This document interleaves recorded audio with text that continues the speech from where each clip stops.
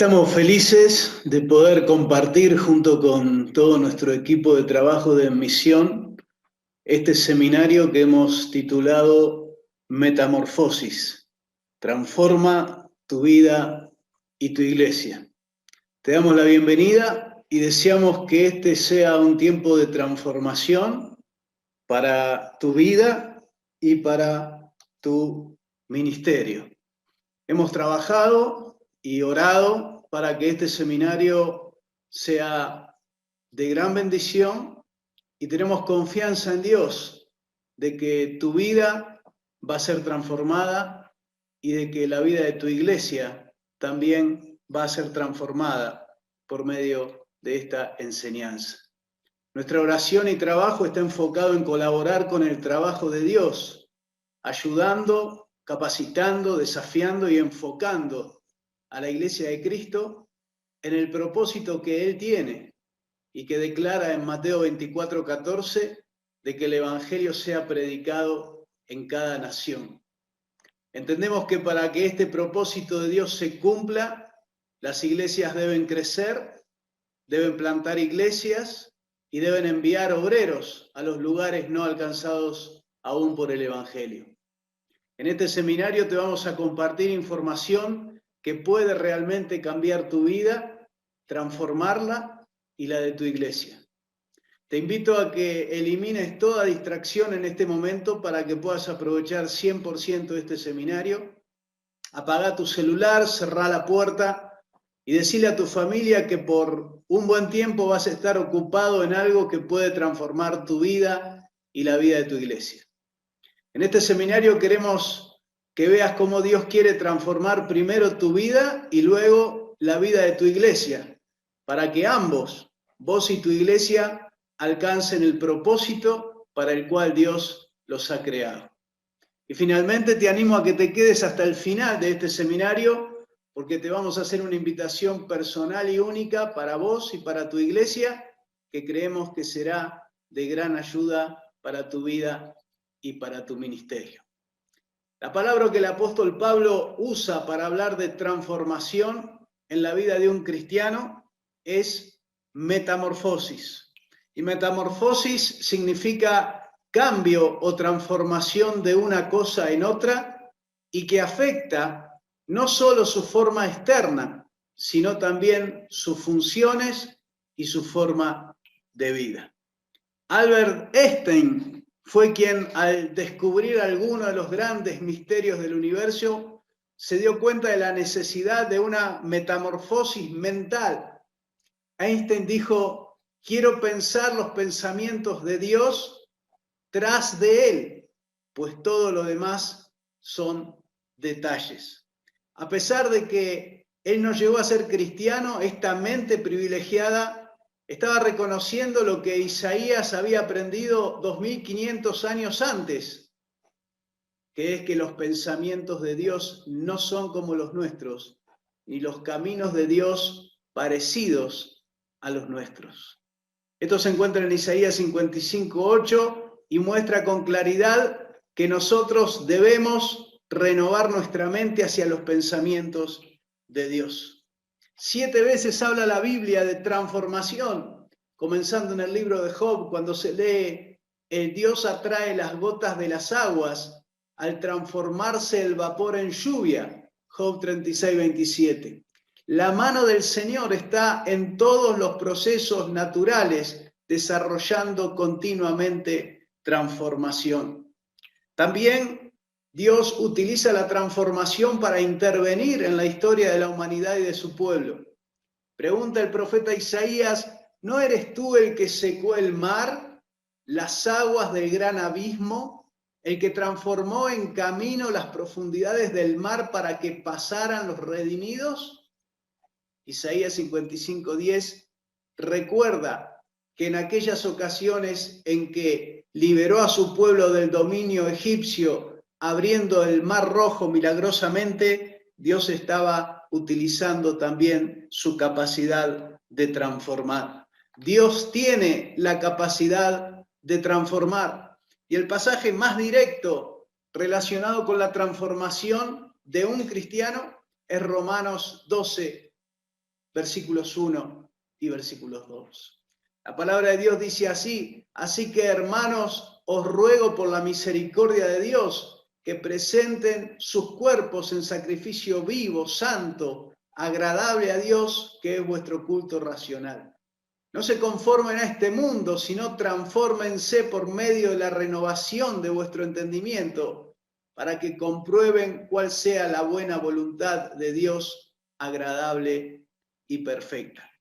En este pasaje ya podemos decir con claridad que Dios quiere que todos los cristianos seamos transformados, que todos los cristianos podemos ser transformados, que todos los cristianos somos invitados a cooperar con el Señor en este proceso de transformación, y que este proceso de transformación personal afectará nuestra vida, la vida de quienes nos rodean, la iglesia de la cual somos parte y el reino de Dios. Ser cristianos transformados nos va a ayudar a ordenar nuestra vida en una perspectiva correcta hacia Dios en primer lugar, hacia los demás, los que nos rodean, hacia el reino de Dios, hacia nuestra iglesia y hacia el propósito que Dios tiene para nosotros y para la iglesia en la cual servimos.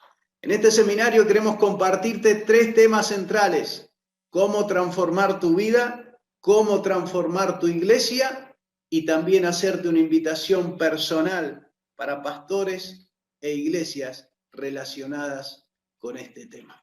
Algunas preguntas que vamos a responder en este seminario: ¿por qué todo cristiano debe sentir el deseo de transformarse? ¿Qué tipo de transformación debe efectuar todo cristiano? ¿Cómo podemos lograr una transformación saludable? ¿Cómo puede esta transformación cambiar el propósito de nuestra vida? ¿Y cómo puede esta transformación cambiar el propósito de nuestra iglesia? Vamos entonces a la parte número 1 de este seminario, que es cómo transformar tu vida. Y repasamos el pasaje base bíblico para este seminario. No se conformen a este mundo, sino transfórmense por medio de la renovación de vuestro entendimiento, para que comprueben cuál es la buena voluntad de Dios, agradable y perfecta. Tenemos aquí 4 verbos que son instrucciones prácticas directas para nuestra transformación. En primer lugar, no se conformen a este mundo. En segundo lugar, transfórmense. En tercer lugar, renueven su mente. En cuarto lugar, comprueben cuál es la voluntad de Dios. Vamos entonces a la primera de las instrucciones que el apóstol Pablo y la palabra de Dios nos dan. No se conformen a este mundo. ¿Qué está diciendo aquí? A través de distintas versiones la palabra de Dios: no tomen la forma de este mundo, no adopten las costumbres de este mundo, no se adapten a las formas de este mundo, no se amolden a los criterios de este mundo, no vivan según el modelo de este mundo, ya no vivan como vive todo el mundo. Nuestra mente recibe una avalancha constante de información sobre cómo debemos pensar, sentir y actuar. Y la única forma de no amoldarnos y de seguir esta instrucción es, en primer lugar, examinar cuidadosamente cada información y cada cosa que llega a nuestra mente. En segundo lugar, discernir en oración cuál es la fuente de esa información. Y en tercer lugar, resistir aquello que no viene de la palabra de Dios. Si usted dice: yo no quiero conformarme a este mundo, quiero ser transformado, ¿cómo lo puedo hacer? Entonces aparece la segunda instrucción del apóstol Pablo, que dice: transfórmense. ¿Por qué transformarnos? Porque si no nos transformamos, nos vamos a amoldar a este mundo. El apóstol Pablo está diciendo 2 cosas: no haga esto, no se adapte a este mundo, haga esto, transfórmese. La transformación es la respuesta a no amoldarnos a este mundo. Si no nos transformamos, vamos a terminar amoldados a este mundo. Transformación no es mejorar, transformación no es progresar. Transformación, metamorfosis, significa cambio de algo que se convierte en algo totalmente distinto. Y aquí descubrimos el proceso creado por Dios de la metamorfosis y que se produce en 4 etapas a través de las cuales Dios desarrolla la transformación de una larva en una hermosa mariposa.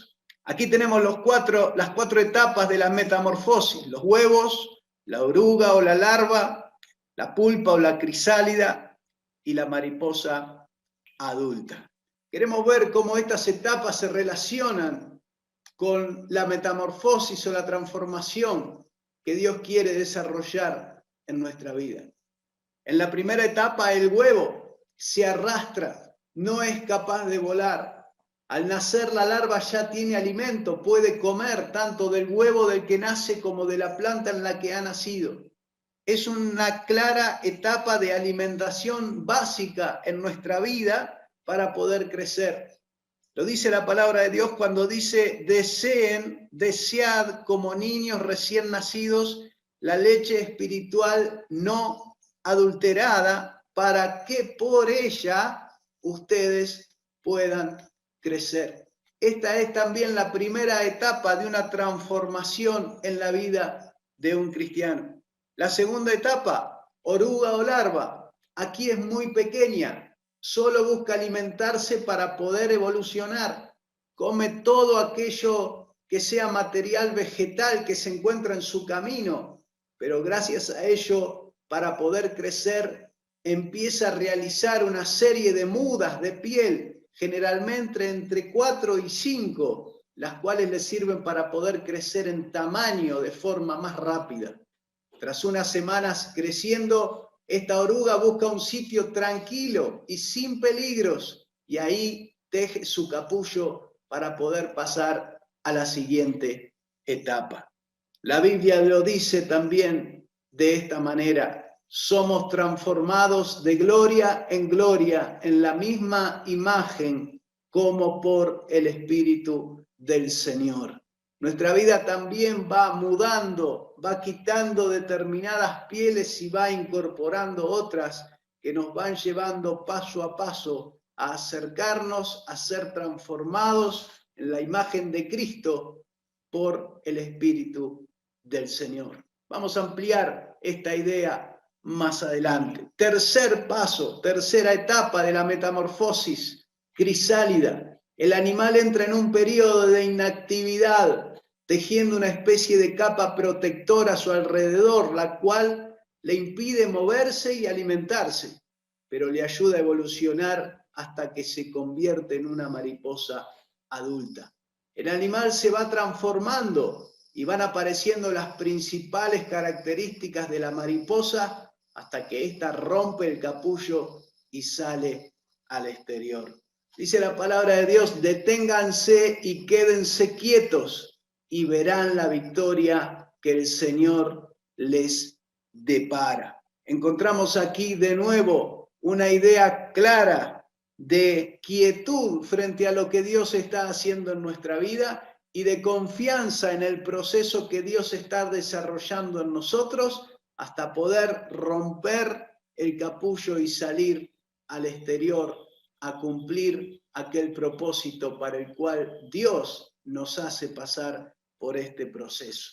Y la cuarta etapa, mariposa. Aquí ya puede volar, puede reproducirse, puede multiplicarse, ya tiene su cuerpo característico de mariposa. Al salir el animal es débil, tarda en acostumbrarse al exterior y a poder volar, pero está en la capacidad de hacerlo. A partir de este momento la función es reproductora, busca una pareja con la cual aparearse y poder crear otro huevo, y entonces cumplir su propósito en esta tierra y continuar el ciclo creativo que Dios le ha asignado a ella. La palabra de Dios lo dice de esta manera: cuando soy débil, entonces soy fuerte. La debilidad aparente de la mariposa se transforma en la capacidad de cumplir aquello para lo cual Dios la ha creado. Una oruga no se pone un disfraz de mariposa, tampoco se esfuerza en actuar como mariposa. Mientras se alimente, la oruga está confiando en el proceso de transformación que Dios ha creado para ella, para que estos nutrientes sean asimilados en su cuerpo y hagan que se desarrolle la transformación. De esta forma, la oruga experimenta metamorfosis y se convierte en una mariposa. ¿Cuál es el alimento que necesitamos para esta transformación? Vemos en estas etapas que la alimentación es clave para que esta transformación se produzca en la mariposa y también es clave para que se produzca en un cristiano. Para que nosotros seamos transformados necesitamos ser alimentados de los nutrientes correctos, no por comida chatarra, barata o que nos gusta mucho pero que daña nuestro cuerpo y nuestro espíritu. Jesús dijo: yo soy el pan de vida, el que a mí viene nunca tendrá hambre y el que en mí cree no tendrá sed jamás. Juan 6:35. La comida adecuada para nosotros, para nuestra transformación, es Cristo.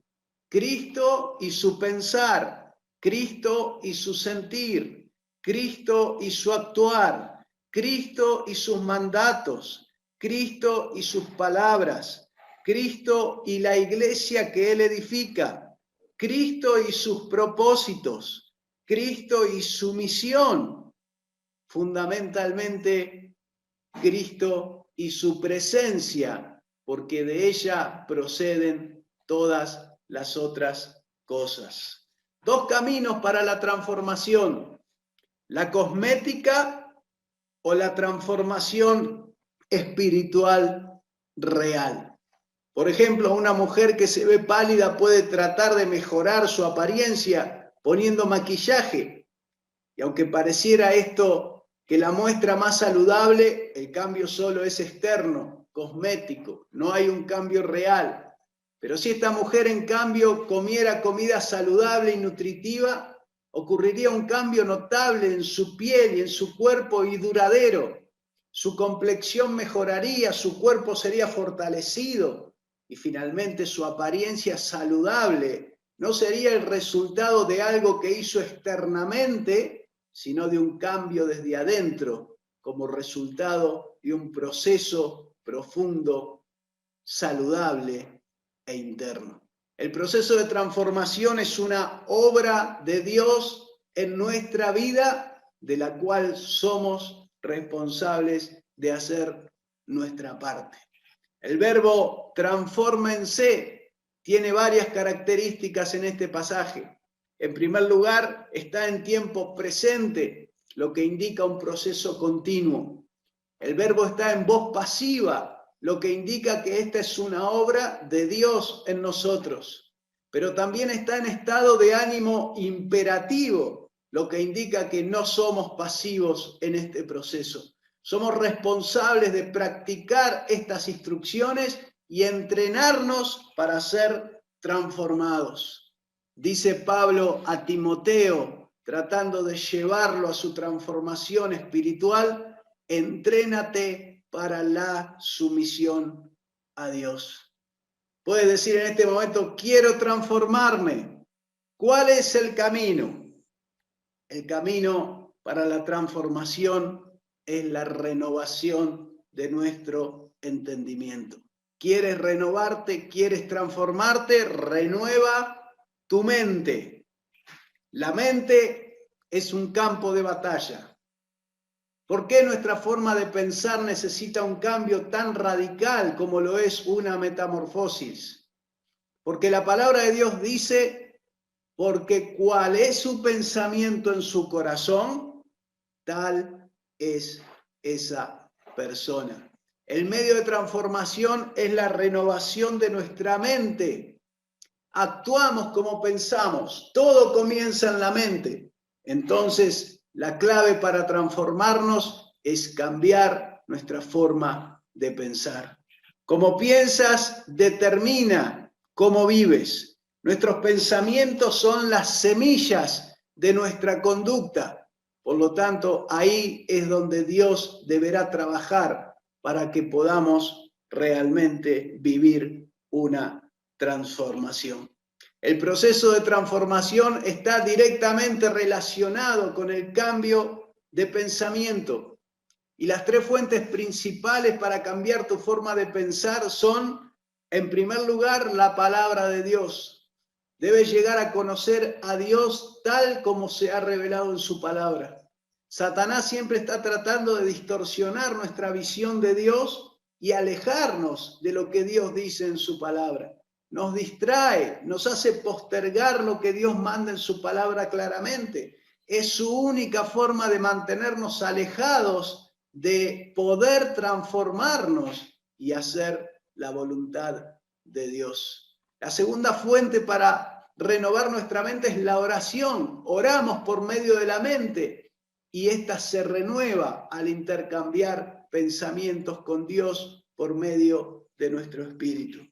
Pero también finalmente la tercera fuente que Dios nos da para renovar nuestra mente son las personas que Dios coloca delante nuestro para que las usemos en nuestra transformación. Dios siempre coloca personas a nuestro lado y modelos para que sepamos cómo crecer. La Biblia está llena de ejemplos de cómo Dios colocó a las personas adecuadas al lado de cada persona que Él quería transformar para que cumpliera su propósito. Moisés y Aarón, Moisés y Josué, David y Jonatán, Pablo y Ananías, Pablo y Timoteo, son ejemplos de cómo Dios coloca personas a nuestro lado para ayudarnos en nuestra transformación. Renovar la mente a través de la palabra de Dios en Efesios 4, 22 y 24 encontramos tres acciones claves para renovar nuestra mente. En cuanto a la pasada manera de vivir, despójense del viejo hombre que está viciado conforme a deseos engañosos y renuévense en el espíritu de vuestra mente y vístanse del nuevo hombre, creado según Dios en la justicia y santidad de la verdad. Aquí hay tres verbos en forma imperativa, es decir, tres mandatos que debemos llevar adelante en nuestra vida. Pensar conforme a la palabra de Dios. Si una actitud es el resultado de un pensamiento repetido, tenemos que reemplazar los pensamientos que dominan nuestra mente, que la han dominado durante años, por otros pensamientos que puedan producir nuevas actitudes y decisiones.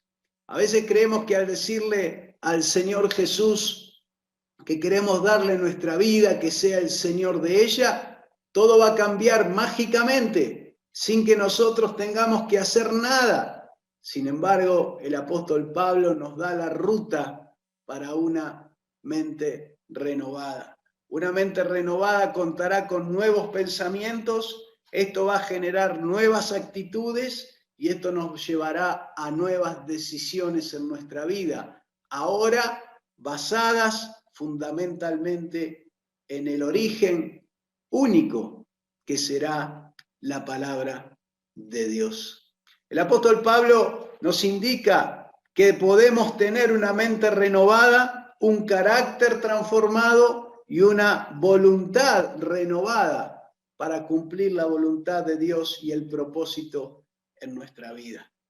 La ruta para una mente renovada según el apóstol Pablo. En primer lugar, cada día muero. 1 Corintios, capítulo 15, versículo 31. La voluntad toma la decisión diaria de morir a nosotros mismos y dar lugar a Dios y a su palabra para ser el centro de nuestra vida. nuestros pensamientos, nuestras actitudes y nuestra voluntad estarán rendidos si cada día podemos morir a lo que queremos hacer y darle lugar al gobierno de Cristo en nuestra vida. El segundo paso es: llevamos cautivo todo pensamiento para que se someta a Cristo. 2 Corintios 10:5 es un verbo en primera persona, lo que indica que nosotros llevamos cautivo todo pensamiento a Cristo. Y en tercer lugar, los que ocupan su mente en las cosas del Espíritu. Ocuparse de las cosas del Espíritu. Cuando nosotros podemos ocupar nuestra mente, nuestro tiempo en las cosas del Espíritu, no vamos a estar dejando espacios libres en nuestra mente, en nuestra vida, para que el enemigo pueda introducir los suyos. ¿Pero qué quiere decir llevar un pensamiento cautivo? ¿Cómo es que esto se hace? Bueno, necesito tomar mi mente de la mano y decirle por dónde ir. Tengo que entrenar mi mente a pensar en conformidad con la palabra de Dios. Es lo que yo digo, yo pienso en contraste con lo que Dios dice. Veamos algunos ejemplos acerca de esto. Yo pienso o digo, debo preocuparme. Dios dice, no se preocupen. Yo digo, debo juzgar a otros. Dios dice, no juzguen. Yo digo, estoy solo. Dios dice en su palabra, yo estoy contigo. Yo digo, nadie me guía. Dios dice, te guiaré por sendas de justicia. Yo digo, no puedo. Dios me dice, todo lo puedes. Yo digo, esa persona es un tonto. La Biblia dice, no llames a nadie tonto. Yo digo, no recibo poder de Dios.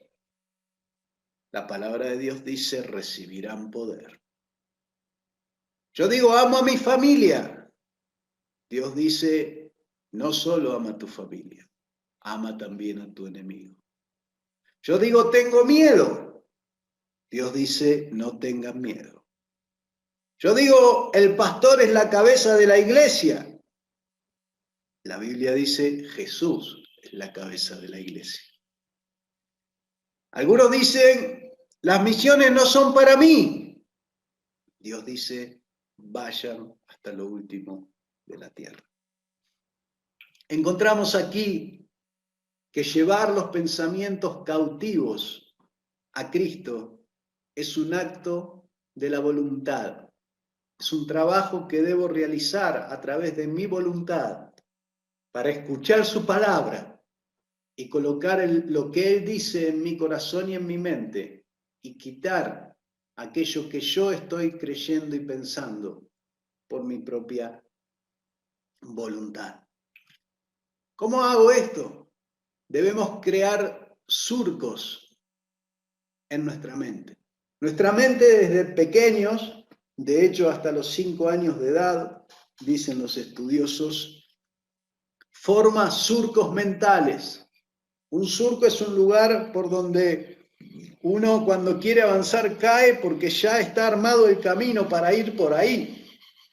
Y nuestra mente arma estos surcos mentales para pensar de determinada manera.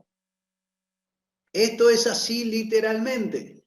Nuestra mente, nuestras neuronas se acostumbran a ciertos caminos, a surcos, y cada vez que pensamos en algo que ya hemos pensado antes, la mente va y va a tomar ese mismo camino. Ahora que estamos en Cristo y queremos actuar de manera diferente porque queremos vivir en la plenitud de vida que Él me ofrece, debemos crear nuevos surcos en nuestra mente basados en la palabra de Dios. Nuestra mente necesita riendas. De lo contrario, va a querer andar sola, va a querer llevarnos por caminos confusos, distorsionados, muchas veces contrarios a lo que Dios quiere para nosotros y que se desvían levemente de lo que nos enseña la palabra de Dios. Si decido dejar que Dios renueve mi mente, voy a poder revestirme con esta nueva forma de pensar, que es el tercer verbo que usa Pablo en el pasaje de Efesios. Entonces estaremos listos para que en mi vida empiece una transformación. La Biblia nos enseña que ahora somos hijos de Dios en 1 Corintios 2:16 y que tenemos la mente de Cristo. Cristo está en nosotros queriendo colocar sus pensamientos como forma de vida en cada una de nuestras acciones.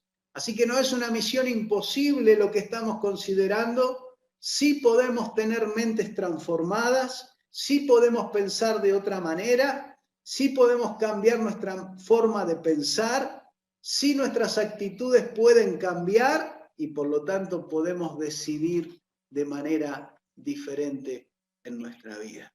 La palabra transformación lleva el pensamiento de que el elemento divino está siendo introducido en nuestro ser por la corriente del Espíritu, para reemplazar nuestro elemento viejo y echarlo afuera, y para hacer que el elemento divino prevalezca en nuestra vida y en nuestro vivir.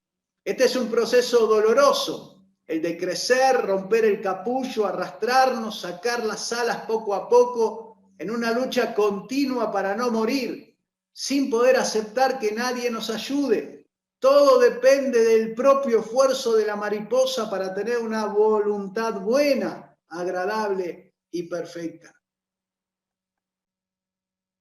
Lograr estirar las alas y volar es un gran desafío. Para alcanzar nuestra madurez espiritual necesitamos de una metamorfosis. El apóstol Pablo lo expresa en Gálatas 2:20 cuando dice: ya no vivo yo, mas vive Cristo en mí. Al producirse el cambio de una renovación de nuestra mente, se va produciendo la transformación en la forma de vivir, lo que significa cambios en la forma de pensar, de sentir y de actuar. Esta transformación está íntimamente ligada con nuestros sentimientos, nuestros pensamientos y las decisiones que vamos tomando. Y solo mientras esta transformación se desarrolla, podremos descubrir, entender y experimentar la voluntad de Dios para nuestra vida y así cumplir con nuestro propósito. El mundo quiere cambiar nuestra mente, por lo cual ejerce presión desde el exterior, pero el Espíritu Santo va cambiando nuestra forma de pensar desde adentro. Si el mundo controla nuestro pensamiento, quiere decir que nos hemos conformado. Si el mundo controla tu pensamiento, usted se ha conformado. Si Dios controla su pensamiento, usted se ha transformado. A medida que leemos, meditamos, comprendemos, memorizamos, asimilamos y obedecemos lo que Dios nos dice, Dios gradualmente hará su mente más espiritual. El apóstol Pablo, escribiendo a la iglesia de los Corintios, lo dice de esta manera: así que todos nosotros, a quienes nos ha sido quitado el velo, podemos ver y reflejar la gloria del Señor. El Señor, quien es el Espíritu, nos hace más y más parecidos a Él a medida que somos transformados a su gloriosa imagen. Fíjese aquí cómo trabaja el Espíritu y cómo debemos trabajar nosotros. Él, el Espíritu, dice la palabra de Dios, nos hace más y más parecidos a Él. Esta es la parte de Dios, esta es la parte de su Espíritu, esta es la parte de Cristo en nosotros, la esperanza de gloria. Él nos hace más y más parecidos a Él. Y nosotros tenemos nuestra parte de trabajo. Nosotros no nos conformamos, nos transformamos, renovamos nuestra mente, comprobamos su voluntad, leemos su palabra oramos con la mente, memorizamos su palabra, meditamos en su palabra, comprendemos su palabra, asimilamos su palabra, rendimos la voluntad diariamente, llevamos cautivo cada pensamiento a Cristo, nos ocupamos en las cosas del Espíritu y obedecemos. Hay una operación espiritual que Dios hace en sus seguidores obedientes, los que creen en Él y en su Hijo. Esa operación consiste en mirar, contemplar, admirar, conocer y experimentar a Cristo en nuestra vida. Así, por la obra del Espíritu, se va produciendo una transformación en nuestro modo de ser, día a día, si solo lo miramos a Él. Si usted no mira diariamente a Cristo, ni cree que Él puede transformarle, entonces nada sucederá. Pero si usted lo mira a Él, lo busca a Él, lo mira en oración, en meditación, en contemplación, conversa con Él, lee sobre Él, reflexiona sobre su palabra, escucha la voz interior del Espíritu Santo que va dando órdenes y obedece y pone en práctica todo lo que Él le manda, experimentará en usted la presencia, el poder y el propósito de Jesús en su vida por medio de la fe. ¿Qué podemos hacer para que esta transformación suceda en nuestra vida? En primer lugar, reconocer y confiar en la parte que solo Él puede hacer y enfocarnos nosotros en la parte de las acciones, las obediencias que nos corresponden para que esta transformación suceda en nuestra vida. ¿Qué podemos hacer con la ayuda de Dios para renovar nuestra mente constantemente? En primer lugar, alimentar nuestra mente con lo que es de Dios. Dice el apóstol Pablo en Filipenses 4:8, todo lo que es verdadero, todo lo honesto, todo lo justo, todo lo puro, todo lo amable, todo lo que es de buen nombre, si hay virtud alguna, si algo digno de alabanza, en esto piensen. O sea que en primer lugar, Dios nos está mandando a ocupar nuestra mente en todo aquello que agrade a Dios. Y en segundo lugar, para renovar nuestra mente constantemente, debemos relacionarnos y caminar con aquellos que renuevan su mente constantemente. Esto nos permitirá aprender de ellos, esto nos permitirá copiar a ellos, esto nos permitirá descubrir en ellos cómo Dios va renovando sus mentes y nosotros poder seguir el mismo camino. Y finalmente, el objetivo de todo esto que hemos compartido hasta aquí es llegar a comprobar la voluntad de Dios en nuestra vida. Comprueben la voluntad de Dios en su vida. Hasta aquí la palabra de Dios nos ha dicho, no se conformen a este mundo, transfórmense, renueven su mente. ¿Para qué Dios quiere que haga todas estas cosas? Dios quiere que hagamos estas cosas para que verifiquemos cuál es la voluntad de Dios, para que puedan entender y aceptar lo que Dios quiere. Recorremos las distintas versiones de este pasaje, de esta frase de la palabra de Dios, para descubrir su profundidad, que sepan apreciar lo que Dios quiere, que puedan saber qué es lo que Dios quiere, que experimenten lo que Dios quiere, que prueben lo que Dios quiere, lo que significa discernir y aprobar mediante pruebas, para que comprueben cuál es la voluntad de Dios, para que aprueben lo que Dios quiere. Aquí aprobar la voluntad de Dios significa comprender y estar de acuerdo con lo que Él quiere, con el fin de ponerlo en práctica. Y finalmente, comprueben cuál es la voluntad de Dios, el resumen final de lo que Dios busca a través de la transformación, la renovación de nuestra mente en nuestra vida. Esta voluntad de Dios que nosotros podemos verificar, comprobar en nuestra vida, es buena.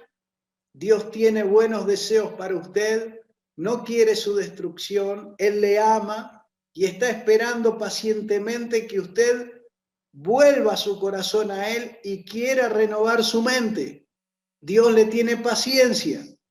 Dios es bueno en todo tiempo. Esta voluntad también es agradable. La voluntad de Dios le será agradable. Sabrá que la mejor forma de pasar por distintos momentos de su vida, aún por un valle de sombra de muerte, será en sus brazos. Nos deleitamos en su presencia. Su voluntad siempre va a ser agradable, aunque en nuestro entendimiento sea dolorosa. Y finalmente será perfecta, porque Dios no se equivoca, no comete errores. Su naturaleza es perfecta. Por lo tanto, no hay nada que nuestra limitada humanidad pueda discutir con el arquitecto de todas las cosas. La palabra utilizada aquí, perfecta, significa también maduro y completo, lo que está indicando que esta voluntad nos va a llevar a la plenitud y a la madurez en nuestra vida. La palabra de Dios dice específicamente, entonces, que debemos cambiar nuestra forma de pensar para que nuestra mente se renueve y podamos comprender la voluntad de Dios para nuestras vidas. Y por consecuencia, y aquí nos metemos en una parte clave de este seminario, por consecuencia, nosotros podamos comprender su propósito único para nuestra vida y nuestro ministerio. El corazón de la Biblia no es salvación. El corazón de la Biblia es propósito. Le voy a dar un ejemplo, porque salvación es el vehículo para cumplir propósito. Salvación es el primer escalón, el primer peldaño de la escalera, el final es propósito. Veamos un ejemplo en la palabra de Dios. Propósito de Dios, llevar el evangelio a los gentiles. Traza un plan para cumplir ese propósito. Entonces salva a Pablo, el asesino. Llama a Pablo y coloca en su corazón el deseo de cumplir el propósito de él. Pablo es salvo y descubre su propósito. Pablo cumple su propósito y lleva el evangelio a los gentiles. Finalmente, ¿el propósito era que Pablo simplemente sea salvo? No, ese era solo el primer escalón. El propósito era que Dios quería cumplir su propósito de llevar el evangelio a los gentiles. Y cuando Pablo cumple su propósito, Dios cumple el suyo. Salvación siempre es el vehículo para cumplir propósito.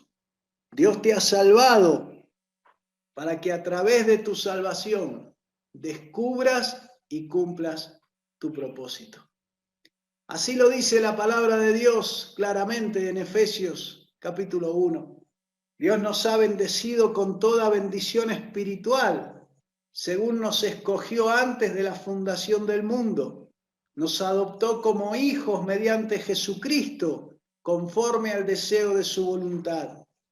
Tenemos salvación y perdón de pecados y nos dio a conocer el misterio de su voluntad, según el propósito de aquel que obra todas las cosas conforme al consejo de su voluntad.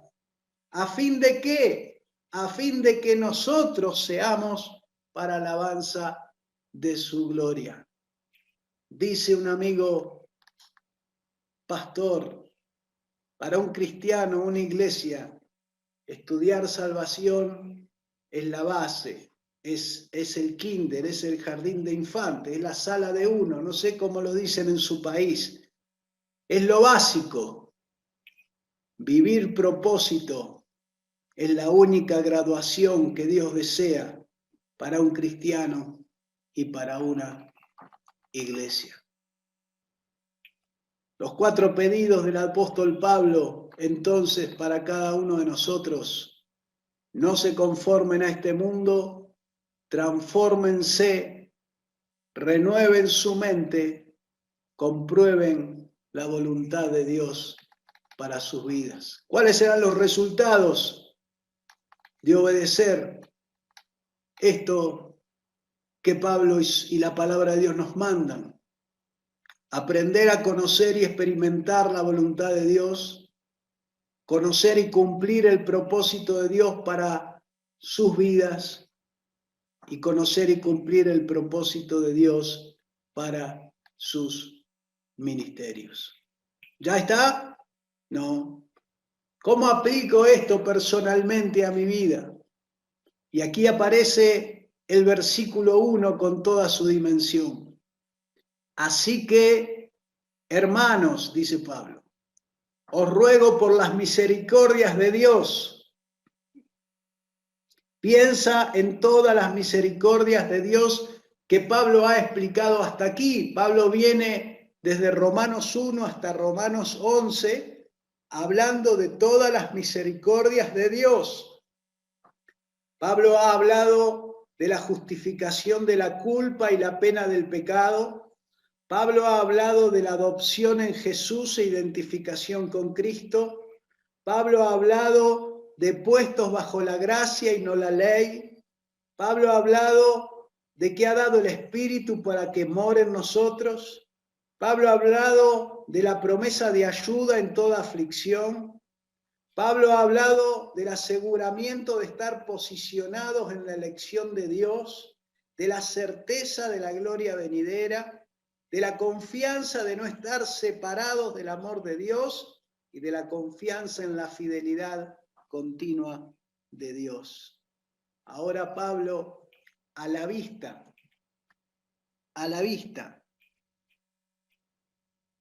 de estas cosas, a la luz de toda esta misericordia pasada, presente y futura que Dios tiene para con nosotros, nos dice: presenten vuestros cuerpos en sacrificio vivo. Presenten vuestros cuerpos.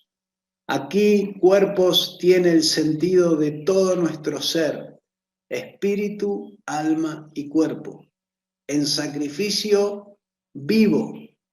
Dice Dios: entreguen todo su ser, ofrézcanse ustedes mismos, presenten, paristemos la palabra aquí, que significa poner de una vez y para siempre.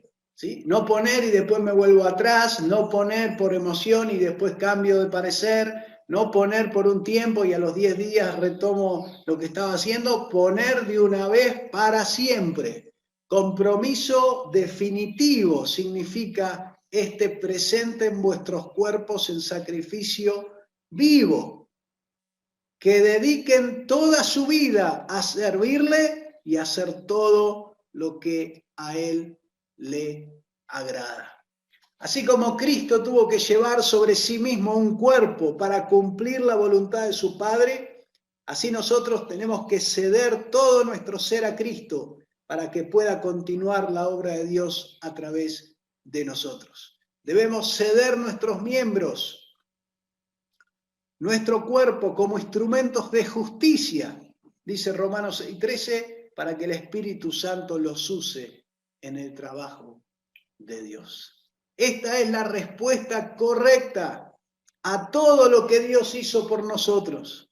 Este es el compromiso diario que Dios quiere que tengamos con Él. Esto significa que cada día nos entregamos en una experiencia de adoración a Dios al ceder nuestra vida a Dios. Esto significa tomar la decisión en nuestra voluntad de decir, como el apóstol Pablo: cada día muero a mí mismo y me coloco como sacrificio vivo para Dios. Es un sacrificio vivo porque, en primer lugar, el sacrificio es vivo debido a que es traído vivo al altar, no muerto como era antes. Y en segundo lugar, el sacrificio es vivo debido a que permanece vivo en el altar. Y ahí sigue. Nosotros estamos ahora muertos para nosotros, muerto para mí, dice Pablo, vivo para Él. Sigo vivo, es un sacrificio que no muere, sino que se mantiene vivo, muere para nosotros, para nuestro yo, para nuestro deseo, para nuestra voluntad, para nuestro pensamiento, para nuestro sentimiento. Vivo para Él, para sentir para Él, para pensar para Él, para tomar decisiones para Él, para hacer lo que Él quiera para siempre. Termina este pasaje diciendo, esta entrega, este culto es santo, agradable a Dios, que es vuestro culto. Aquí la palabra culto es latreián, que significa servicio, no está hablando de ir a una reunión, sino de servir a Dios. El culto es servicio, y ese servicio es racional, lógico, de la razón, razonable, pensado. Esta es la clase de adoración que tiene sentido para Dios. Ese ha de ser nuestro auténtico culto. Así es como se debe adorar a Dios, dice otra versión. Es nuestro servicio de adoración espiritual. Otra versión dice, así es como se le debe adorar, de esta forma, no cantando, de esta forma, entregando nuestros cuerpos en sacrificio vivo y agradable a Dios. Este es el verdadero culto que ustedes deben ofrecer. Una de las razones por las cuales nuestras iglesias no están experimentando crecimiento es que tenemos un culto basado en emociones, canciones, y Dios está esperando este culto de cada cristiano. El culto que es santo y agradable a Dios porque se coloca con todo su ser en servicio a lo que Él quiera. Ese es el culto verdadero. Y ese culto es diario. Cada día tengo que morir y cada día tengo que presentar mi cuerpo delante de Dios. Ese es nuestro culto. Si nosotros tuviéramos miles de cristianos que viven ese culto, tendríamos personas entregadas a la voluntad de Dios, miles, millones en el mundo, listos para hacer la voluntad de Dios. No solo para cantar una canción, sino para entregar sus vidas como sacrificio vivo para cumplir su voluntad. Y entonces Dios podría hacer todo lo que quiere hacer aquí en la tierra, pero no lo va a poder hacer hasta que cada uno de nosotros se entregue como sacrificio vivo, santo y agradable a Dios cada día, que es el culto que Él está esperando de nosotros. La clave para crecer en la vida cristiana y alcanzar el propósito que Dios tiene para nuestra vida es cada día morir a nosotros mismos y dedicarnos por completo a Él. De esta forma nosotros vamos a poder realmente cumplir el propósito que Dios tiene para nuestra vida, porque el camino para cumplir propósito es la rendición de la voluntad, la consagración completa y la obediencia diaria a lo que Dios quiere. Conclusiones de esta parte del seminario: 4 pasos para la transformación: consagración completa, diferenciación del mundo, transformación y comprobación de la voluntad de Dios para nuestra vida. Terminamos concluyendo esta parte del seminario con una paráfrasis de J.B. Phillips acerca de este pasaje de Romanos. Con los ojos bien abiertos y viendo las misericordias de Dios, les ruego, hermanos míos, como un acto de adoración inteligente, que le den a Él todo su ser, como un sacrificio vivo y consagrado a Él.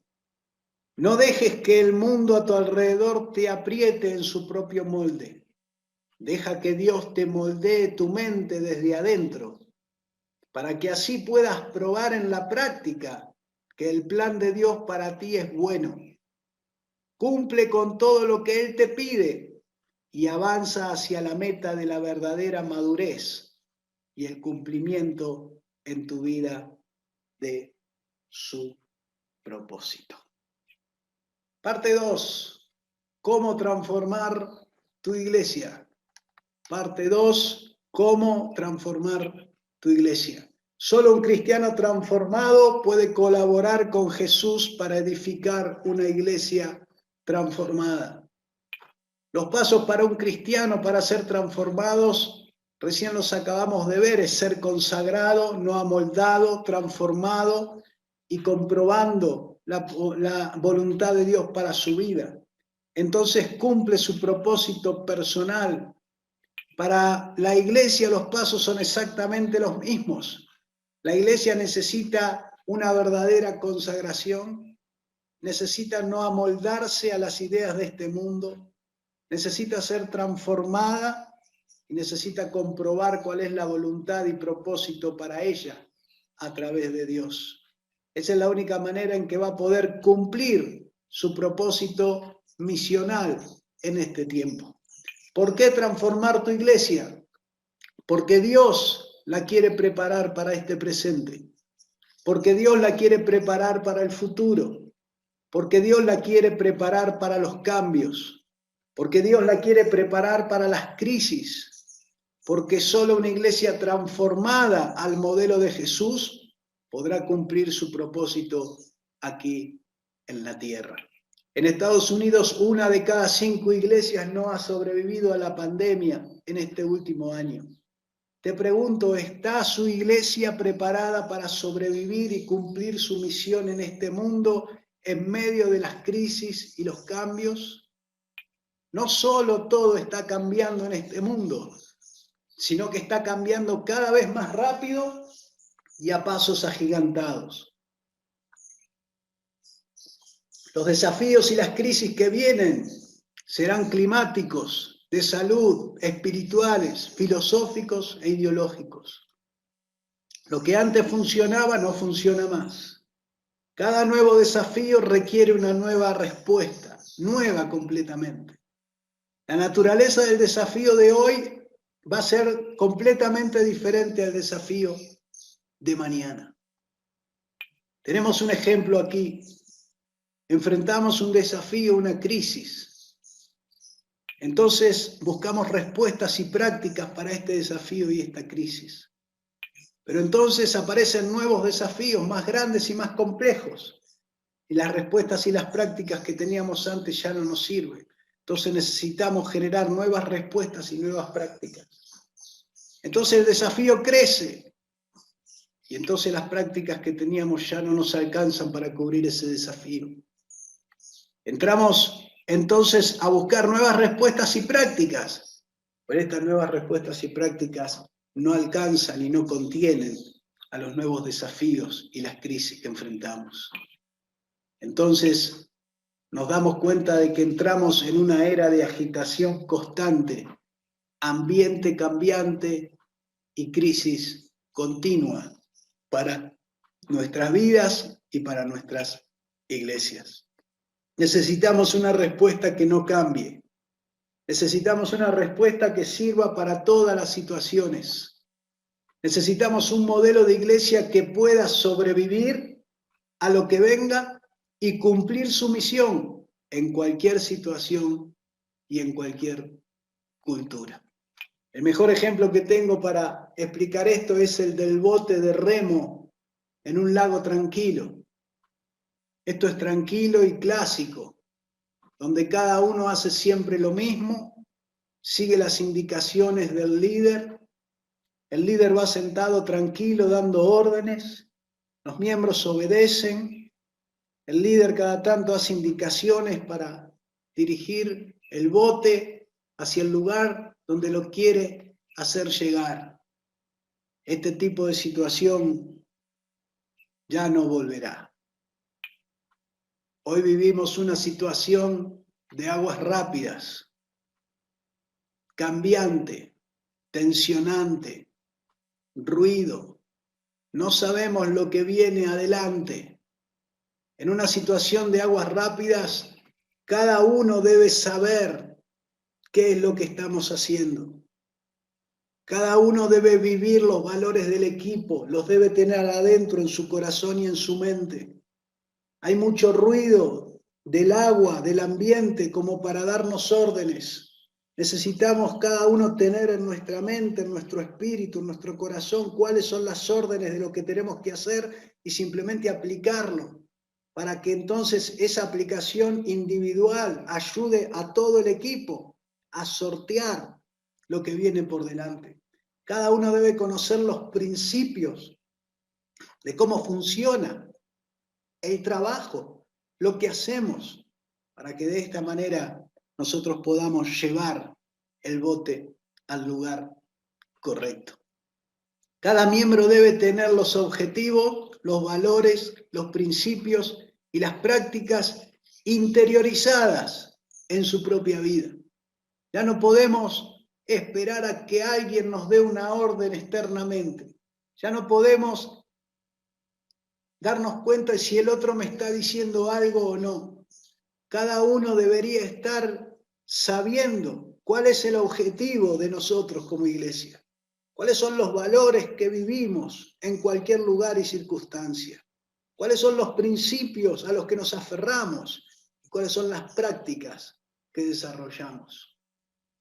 Cuando cada uno de los miembros puede tener esto interiorizado, todos como equipo podremos llevar a la iglesia a sortear cualquier dificultad, cualquier cosa que venga por delante y a llevarla a seguir adelante con su propósito. En esta forma de vivir la vida de la iglesia hay solo 3 constantes. El cambio que siempre va a venir de aquí en adelante y cada vez más rápido y cada vez más acelerado y cada vez más fuerte. La capacidad de elección que Dios nos ha regalado, diciéndonos que en cualquier situación, en cualquier crisis, en cualquier lugar, en cualquier cultura, siempre vamos a tener la capacidad de elegir lo que vamos a hacer. Y finalmente los principios a los cuales nos aferramos para vivir la vida del reino. La elección es la variable que nos ayuda a decidir qué hacemos frente al cambio y cómo aplicamos los principios que ya tenemos internalizados en nuestra vida. Desde la elección nos adaptamos a las otras 2 constantes que enfrentamos día a día. Lo más importante es cómo nosotros tomamos decisión acerca de lo que Jesús la cabeza nos va diciendo cada día y cómo aplicamos los principios al cambio que viene y que nos coloca frente a un nuevo desafío cada día. Lo más importante en esta situación es tener un núcleo, un centro que no cambie.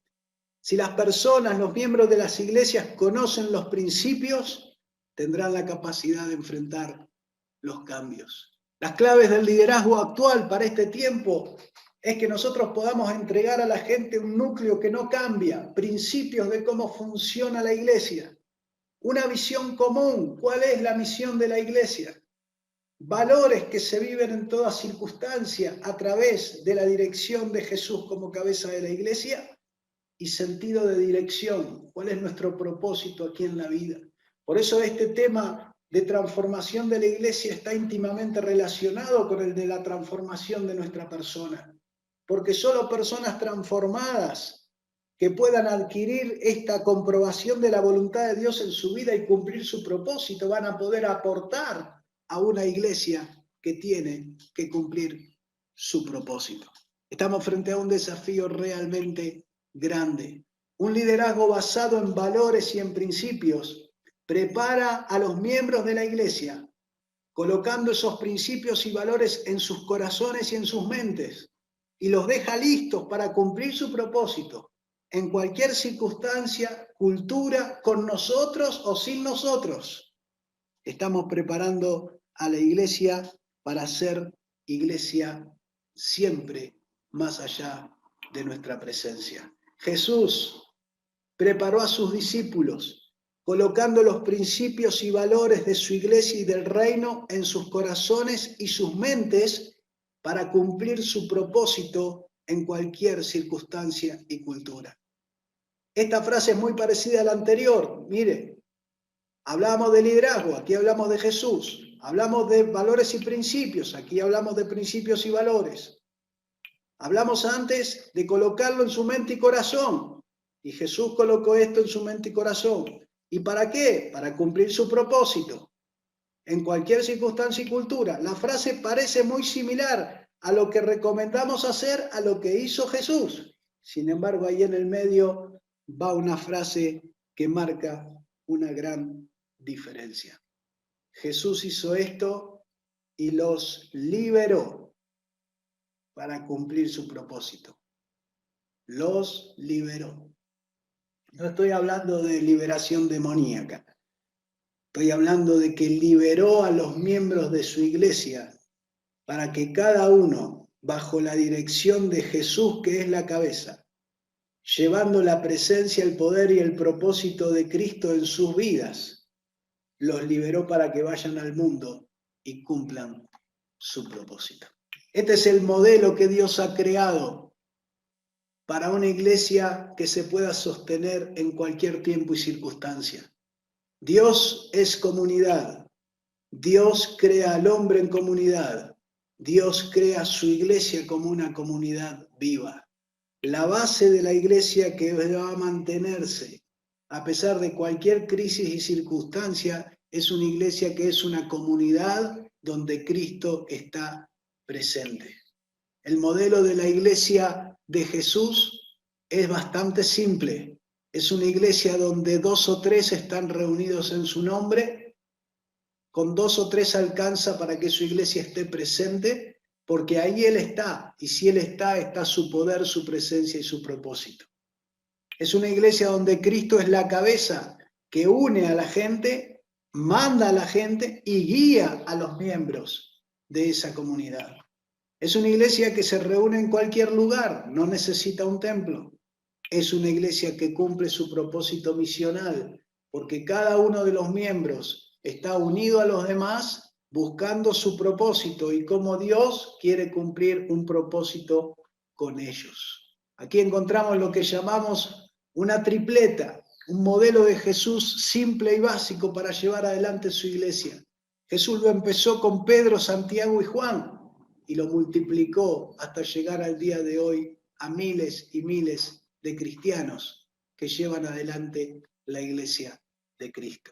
Esta es una iglesia que empieza a extenderse como una pandemia que el mundo no puede controlar. Armar grupos de 3 con Cristo en el medio es algo simple para las personas. Lo pueden hacer en cualquier lugar, lo pueden llevar a cualquier lugar, lo pueden extender por cualquier sitio.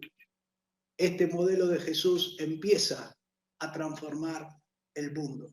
Empieza a transformar uno de los grandes imperios que incluso en un momento se puso contra la iglesia de Cristo y aún así la iglesia se pudo mantener, sobrevivir y extender aún en medio de ese imperio romano. Este es un modelo que Jesús desarrolló que se extiende por todos los lugares donde Jesús va realizando su ministerio. Modelo fácil, modelo simple, que va llevando el evangelio por todo lugar. Este mismo modelo lo toma el apóstol Pablo y lo desarrolla en cada una de las regiones y lugares donde lleva este modelo de iglesia para ser transformador de las comunidades en esa época. Estamos entonces frente a un modelo de iglesia que Dios diseñó para que su iglesia tenga una forma de funcionar que le dé a la iglesia una permanente viabilidad. Esto quiere decir que puede moverse por cualquier lado. Fuerza, que nada la puede detener. El imperio romano no pudo detener esta iglesia. Penetración, se vuelve pequeña para entrar en cualquier lugar. Propósito, cumple su misión porque está siendo guiada por Jesús. ¿Por qué esta iglesia logró tanto? Porque coloca a los miembros en el centro del funcionamiento de la iglesia. Ojo, no se equivoque, no estoy diciendo centro de la iglesia. El centro de la iglesia es Cristo. Él es la cabeza, Él es el que manda. Pero el centro del funcionamiento son los miembros que escuchan a esa cabeza y que cumplen su propósito aquí en la tierra. Esos miembros que están en el centro del funcionamiento de la iglesia les da a ellos un sentido de propósito y dirección en sus vidas, que los lleva a ellos a transformar el mundo. ¿Cómo infectar el mundo con el Evangelio? Estamos en una época donde todos conocemos las disposiciones relacionadas con la pandemia y con los virus. ¿Cómo infectar al mundo con el Evangelio? La clave del crecimiento no es qué hacemos con los no infectados, los perdidos, sino qué hacemos con los infectados. Los que tienen este virus son los cristianos. Y usted vio aquí que para frenar una pandemia lo que hay que hacer es aislar a los infectados, ¿no? Aislar a los infectados. Si usted aísla a los infectados, se para la pandemia. Por lo tanto, la estrategia del enemigo, ¿cuál ha sido? Aislar a los infectados. La idea de funcionamiento de nuestra iglesia, nosotros colocamos a los cristianos adentro de un templo. Y sin darnos cuenta estamos yendo en contra de un principio clave si queremos infectar al mundo con el Evangelio. A los infectados no hay que aislarlos en un lugar. A los infectados hay que liberarlos por todo el mundo para que lleven ese virus a cada lugar. Estamos trabajando al revés, cuando nosotros simplemente nos conformamos con que los cristianos estén reunidos en un lugar. La forma de hacerlo de Jesús fue llevar esas personas infectadas con el Evangelio, liberarlas para que vayan por todo el mundo y prediquen el Evangelio. La iglesia que Jesús edifica está basada en principios y en valores. Puede funcionar en todo tiempo y circunstancia. Es un modelo probado que ya ha funcionado eficazmente en catacumbas, funciona en países musulmanes, funciona en pandemias, funciona en tiempo de guerra, en persecución extrema, en aislamiento, aún en las cárceles funciona esta iglesia. Cárceles donde hay 2 o 3 cristianos reunidos en su nombre y cada vez que reciben una comida separan el pan y el agua para celebrar la cena del Señor. Esta iglesia que podemos tomar como modelo, la iglesia china, perseguida, persecución extrema y sin embargo uno de los mayores ejemplos de crecimiento de la iglesia. ¿Por qué? Porque está basada en este modelo que Jesús creó. Este modelo que Él nos deja simple y fácil para todos nosotros poner en marcha.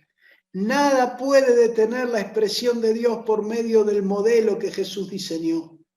Jesús diseñó un modelo para su iglesia que iba a poder atravesar toda la historia hasta el final de los días. Es una iglesia que puede iniciarse fácilmente en cualquier lugar y momento, porque es simple, es móvil, es pequeña, pero es viva. Es un organismo vivo que puede crecer a 12, a 70, a 120, a 3000. Dios la hizo crecer. Puede crecer a 5000 como la primera iglesia. Es un modelo viviente, pero a la vez es un modelo que si aparecen las crisis, el cambio, la persecución, las pandemias, puede parecer que por un momento desaparece, pero como las plantas debajo del cemento, vuelve a aparecer viva, porque puede reunirse en cualquier lugar y porque Cristo está presente en medio de ella.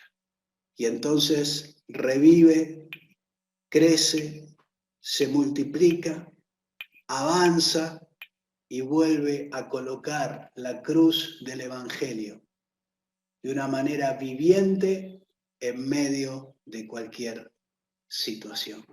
Tremenda iglesia Jesús nos ha dejado como modelo, bastante diferente a la mayoría de los modelos que utilizamos actualmente para desarrollar ministerio. Por eso quiero en esta ocasión darte 12 claves para un cambio de modelo para la Iglesia de Cristo. 12 principios del modelo de Jesús que hoy mismo podés implementar en tu iglesia y empezar a preparar a tu iglesia para lo que va a venir. Dios no tiene un montón de respuestas. Dios tiene un montón de respuestas para la iglesia de hoy en un solo modelo. Dios ha preparado su iglesia para sobrevivir a lo que venga. Y en este modelo quiero compartirte cómo vos podés empezar de una manera bien fácil y práctica a poner en marcha este modelo en tu congregación. Claves para un cambio de modelo, principios del modelo de Jesús. Simplemente los voy a leer porque no nos da el tiempo para desarrollarlo, pero más adelante seguramente lo podremos hacer en otra ocasión. Clave 1, modelo actual, reunión grande.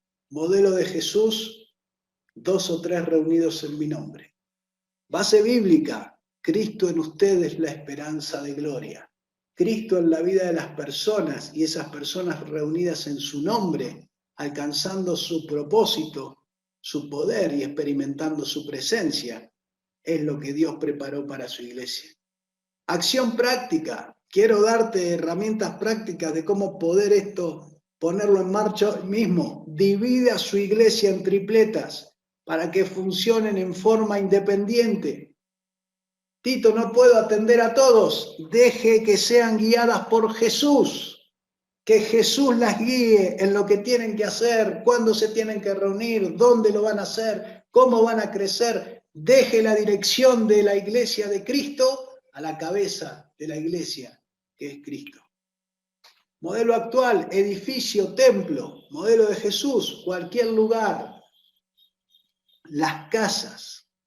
Base bíblica, posad en aquella misma casa. Y si les abren la puerta, ahí pueden quedarse. Hechos 5:42, en el templo y por las casas. En el año 70 ese templo fue destruido, o sea que el resto de los años, desde 70 hasta el año 300, en que la iglesia se multiplicó, el trabajo era en las casas. Acción práctica, deje a las tripletas reunirse en cualquier lugar, día y hora que ellos puedan y quieran. Modelo actual, pastor que es cabeza de la iglesia en la tierra, que edifica su iglesia, pero que también manda, permite y controla el funcionamiento de su iglesia. Modelo de Jesús, Jesús cabeza de la iglesia. Él guía, Él capacita, Él empodera, Él da crecimiento, Él envía y Él sostiene a sus miembros. Base bíblica, aquel que es la cabeza, esto es Cristo. Acción práctica, confíe en que el Espíritu Santo guiará a cada tripleta a experimentar la presencia, el poder y el propósito de Jesús en sus vidas. Clave 4, pastor único. Modelo de Jesús, equipo de pastores u obreros laicos, pero siempre en plural, para cuidarse unos a otros y para no dar lugar a espacios de poder en la iglesia de Cristo. La base bíblica, todas las veces que se nombra la palabra pastor, pastor no existe. Pastores, siempre son pastores, siempre es un grupo de personas que bajo la guía de Dios lleva adelante la iglesia. Trabaje en equipo con otros pastores u obreros, donde rinda cuentas cada semana de su vida y del ministerio. Modelo actual, clave 5, funciones pastorales diversas. Hasta conozco pastores que se dedican a todas las tareas administrativas de la iglesia, como pagar la factura de la luz. Modelo de Jesús, el pastor está para edificar, capacitar y perfeccionar a los miembros para la obra del ministerio. Modelar en vivo para ellos. Base bíblica, los constituyó ¿para qué? Para perfeccionar a los santos para obra del ministerio. Enfóquese en edificar y entrenar a sus miembros para hacer ministerio, por medio de modelar en vivo cómo se hace el ministerio. Transfórmese como lo hizo Jesús en un modelo vivo para su iglesia. Y ellos van a poder replicar ese modelo en cualquier lugar y en cualquier circunstancia. Clave 6. Enfoque en programas es el modelo actual. El modelo de Jesús se enfoca en personas. Ama a tu prójimo como a ti mismo. Es básicamente el mandato que Jesús le ha dado a su iglesia y que su iglesia debe poner en práctica. Enfoque y desafía a sus miembros a trabajar con personas cada semana. Decir que amamos es fácil. Comprobar que realmente amamos a alguien es más difícil. Empiece a enfocar su gente en que cada una rinda cuentas cada semana. Cómo está amando al prójimo, cómo lo está haciendo de forma práctica hacia aquellos que todavía no conocen del Señor. Clave 7, modelo actual, reuniones. Modelo de Jesús, práctica de valores del reino. No dejaban de enseñar y predicar a Jesucristo, dice Hechos 5:42. Desafíe y evalúe cada semana cómo cada tripleta evangeliza y discipula personas. Libérelos para el ministerio y ayúdeles a que ellos mismos estén rindiéndose cuenta de cómo están enfocados en la gente y en la práctica del evangelismo y el discipulado. Cuando una iglesia hace estas dos cosas a través de todos sus miembros, tiene un solo destino, que es crecer y multiplicarse. Clave 8. Miembros inactivos, espectadores y consumidores hoy en día, que simplemente entran en un templo, se sientan y consumen lo que se les ha preparado para ellos. El modelo de Jesús es miembros activos, guiados por Jesús, que viven los valores del reino. El apóstol Pedro lo mandaba a las iglesias cuando les dijo: cada uno ministre, cada uno de ustedes debe ser guiado por Jesús a vivir los valores y los principios del reino. La acción práctica es: libere a sus miembros para que ministren a las personas guiadas por el Espíritu Santo. Libérelos, Dios sabe lo que hacer con ellos. Confíe en Dios y confíe en ellos para que Dios los use. Modelo de Jesús, principio 9. Edificación de la iglesia realizada por un grupo selecto hacia todos. Modelo vertical de pastor y un grupo de personas que puede enseñar y edificar a los demás. Modelo de Jesús, edificación unos a otros. Modelo horizontal, todos somos iguales delante de la cabeza. Sobre todo profeticen, dice. Todos pueden profetizar, uno por uno, para que todos aprendan y todos sean exhortados. Permita a los miembros profetizarse mutuamente, o sea, edificarse, exhortarse y consolarse mutuamente en las tripletas o en los grupos pequeños, donde Dios los quiera unir. Dele la capacidad, la libertad, la liberación de poder llevar adelante esas reuniones bajo la guía, la presencia y el propósito de Jesús. Clave 10, modelo actual, recursos humanos enfocados en la iglesia, o sea, recursos humanos que usamos para dentro de la iglesia. El modelo de Jesús, los recursos humanos están enfocados en la extensión y en la misión del reino, o sea, hacia afuera. Egoísmo o amor. La base bíblica: Jerusalén, Judea, Samaria y hasta lo último. La iglesia fue creada para ir hacia afuera, no para consumir recursos hacia adentro. Acción práctica: libere a sus recursos humanos de su iglesia para que Jesús los guíe a ocupar y cumplir su función en la misión que Dios está desarrollando en este mundo. Clave número 11, recursos financieros. En el modelo actual están enfocados en la iglesia. En el modelo de Jesús están enfocados en la extensión y en la misión del reino. Muchas mujeres le servían de sus bienes a Jesús y Jesús recibía esos recursos económicos no para construir un templo, armar un programa, comprar instrumentos, tener un edificio más lindo, sino para tener cada vez más discípulos y modelar para ellos, para que cada uno de ellos vaya a las casas, plante iglesias, lleve el evangelio, infecte el mundo con el virus del evangelio. Acción práctica, libere los recursos financieros de su iglesia e inviértalos en cumplir la misión. Clave 12, modelo actual, visión enfocada en la iglesia. Cuando usted escucha lo que las iglesias hacen actualmente, en su mayoría están hablando de cosas que están haciendo para ellas mismas. El modelo de Jesús es una iglesia enfocada en las naciones. Será predicado este evangelio en cada nación y entonces vendrá el fin. ¿Y quién va a hacer ese trabajo? Mi iglesia, dice Jesús. Enfoque su iglesia en crecer localmente, plantar nuevas iglesias y apoyar obreros en pueblos no alcanzados hasta que terminemos la tarea que Jesús nos ha encomendado. 5 resultados y frutos del modelo de Jesús. Resultado 1.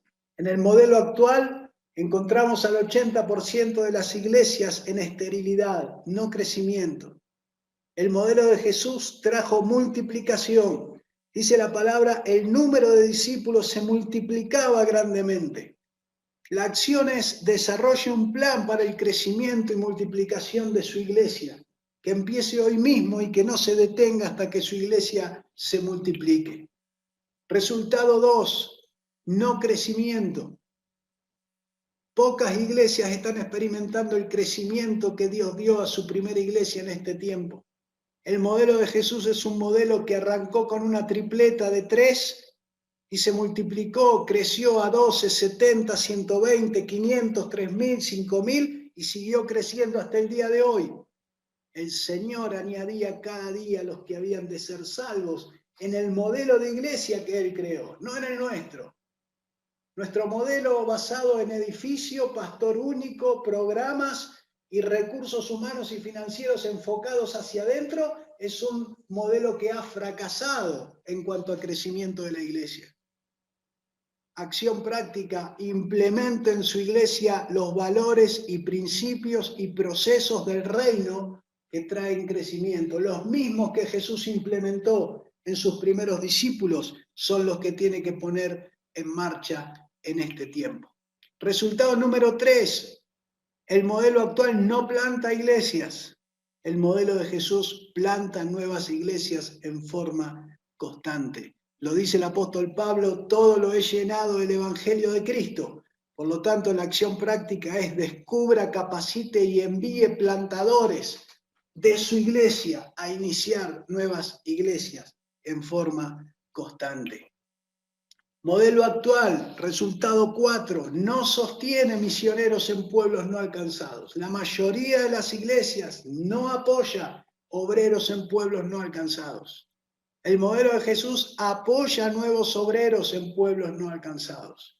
Una iglesia modelo que nace del ministerio de Jesús, como la de Antioquía, dice que ellos estaban ayunando y el Espíritu les dijo, separen a obreros para la obra que los he llamado. Y esa obra era ir a predicar el Evangelio en los lugares donde nunca se había nombrado a Cristo. Por lo tanto, empiece hoy mismo a apoyar obreros en pueblos no alcanzados. Descubra, capacite y envíe miembros de su iglesia a pueblos no alcanzados. Esta va a ser la forma de llevar adelante en su iglesia el modelo de Jesús. Y resultado 5. El modelo actual de iglesia no cumple su propósito misional. El modelo de Jesús cumple su propósito misional. Jesús ya lo dijo cuando repitió, para esto he venido al mundo. Tenía una claridad del propósito por el cual estaba aquí en la tierra pisando este suelo. Y su iglesia también lo tiene que tener, pero para eso necesita ser transformada. Y para eso necesita saber cuál es la voluntad y el propósito de Dios para sus miembros y para su iglesia. Y todo lo que hemos hablado en este seminario apunta al mismo lugar. Propósito. Cumplir propósito. Inicia un cambio de modelo hasta tener una iglesia que crece, planta iglesias y envía misioneros, cumpliendo así el propósito misional. Jesús creó una iglesia que crecía, plantaba iglesias y enviaba obreros a pueblos no alcanzados. No pare hasta que usted esté viviendo este modelo. Es el único modelo que Jesús bendice. Es el único modelo porque es el modelo que Él ha creado. Es el modelo de Jesús porque es el que Él desarrolló con su propia presencia.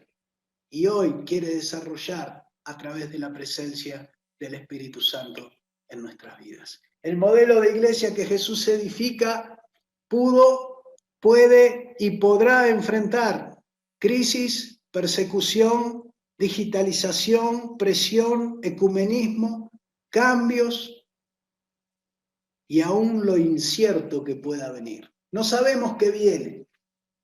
¿Quién se dio cuenta en el año 2019 que venía una pandemia? Nadie lo vio. ¿Cuántas cosas no vamos a ver? Pero podemos preparar a nuestra iglesia para enfrentarlas. ¿Cuál es la respuesta que Dios tiene cuando nos preguntamos cómo preparo mi iglesia para el futuro? ¿Cómo preparo mi iglesia para el presente? ¿Cómo preparo mi iglesia para las crisis? ¿Cómo preparo mi iglesia para las pandemias? La respuesta es la misma. Vuelva al modelo de Jesús. Jesús preparó su iglesia para todo eso y aún más para todo lo que viene y que todavía no conocemos. Todo lo incierto que pueda venir podrá ser enfrentado, superado por la iglesia de Cristo. Por eso es tiempo de adoptarlo. Termino esta parte del seminario con palabras de Joel Comiskey que él me ha autorizado a utilizar. El único crecimiento que glorifica a Dios es el tipo de crecimiento que Él inicia y realiza. Jesús dijo, sobre esta roca edificaré mi iglesia y las puertas del infierno no prevalecerán sobre ella. Jesucristo es la cabeza de la iglesia. Toda autoridad le ha sido dada a Él. Él edificará su iglesia. Él sostendrá su iglesia en todo tiempo y lugar. Y Él es el único que puede sostener ese crecimiento. El pastor general no puede hacer crecer la iglesia. Los programas no pueden hacer crecer la iglesia. Porque es la iglesia de Cristo. Solo Él la hace crecer. El único tipo de crecimiento digno de la iglesia de Cristo es el crecimiento sobrenatural inspirado por Dios y desarrollado por la presencia de Jesús entre los miembros de su iglesia. Nosotros podemos sembrar y podemos regar, pero al final Dios debe dar el crecimiento. No podemos esperar crecimiento por las habilidades o personalidad del pastor. El crecimiento de la iglesia y el cumplimiento de su propósito en este mundo solo vendrán si lo buscamos a Él para nuestra transformación personal. Y le damos lugar para que su presencia, poder y propósito transformen nuestras iglesias. De esta forma, cuando el crecimiento ocurra, el reino sea extendido y terminemos la tarea, todos señalaremos no a un conjunto de programas implementados humanamente, sino a Él, a Jesucristo, el Señor. En este seminario nosotros presentamos el desafío de transformar tu vida y transformar tu iglesia, ¿sí? Entonces, lo que queremos es ofrecerte un entrenamiento personalizado para alcanzar estos objetivos de transformar tu vida y transformar tu iglesia. El desafío es alcanzar la cumbre, ¿sí? Llegar a aquello que queremos lograr. Nosotros entendemos que transformar la vida de un pastor o transformar la vida de una iglesia son justamente desafíos que podemos alcanzar en este tiempo para dar gloria a Dios a través de ese trabajo, pero también para ayudar a muchos pastores e iglesias a involucrarse en esta transformación, ¿sí? Ahora, ¿cómo se alcanza la cumbre? Bueno, hay tres maneras de alcanzar la cumbre. La primera es un helicóptero, ¿sí? Es rápido, es costoso, no tiene mucho valor porque vos solamente te subís al helicóptero y te dejan allá arriba, no experimentás nada del desafío de subir la montaña, no aprendés nada en el proceso tampoco, no desarrollás actitudes nuevas, ¿sí? Y tampoco te vas a sentir muy orgulloso por subir al Everest en un helicóptero. Bueno, casi nadie puede subir al Everest de esta manera, y si lo pudiera hacer porque tuviera el dinero, realmente no tendría mucho valor para esa persona hacerlo de esta manera. Así que esto es tal vez la manera más pobre, ¿sí?, de subir una cumbre. La segunda es subir solo, ¿sí? Bueno, subir solo, en la experiencia de todos los que lo han tratado de hacer, de subir al Everest solo, ¿sí?, ha sido pérdida de tiempo, porque no lo han podido lograr, pérdida de su esfuerzo, porque hicieron un gran esfuerzo por hacerlo, pero no sirvió de nada, pérdida de dinero, porque todo lo que invirtieron en tratar de subir, después se dieron cuenta que no lo podían lograr por otras razones. No es recomendable porque cuando vamos solos hay muchos peligros. La Biblia dice que no es bueno que el hombre esté solo, dice que es mejor ir de a dos, ¿sí?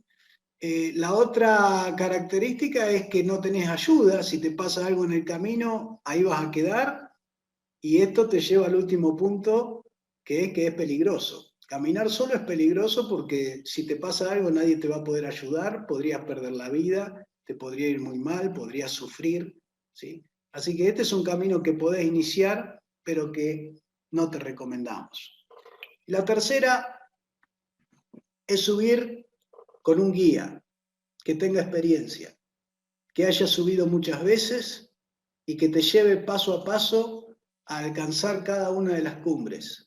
Porque no se llega a la cima del Everest de un salto, ¿sí? Se llega haciendo cumbre en 8 o 9 lugares antes de llegar al final. ¿Cómo voy llegando a cada una de esas etapas? Bueno, si alguien ya lo hizo, me puede guiar. Si alguien tiene experiencia, me puede cuidar. Aquí hay algunas características muy saludables de hacerlo con un guía, ¿sí? Por supuesto que cuesta tiempo y dinero, hay que invertir tiempo y dinero para hacerlo, como cualquier travesía.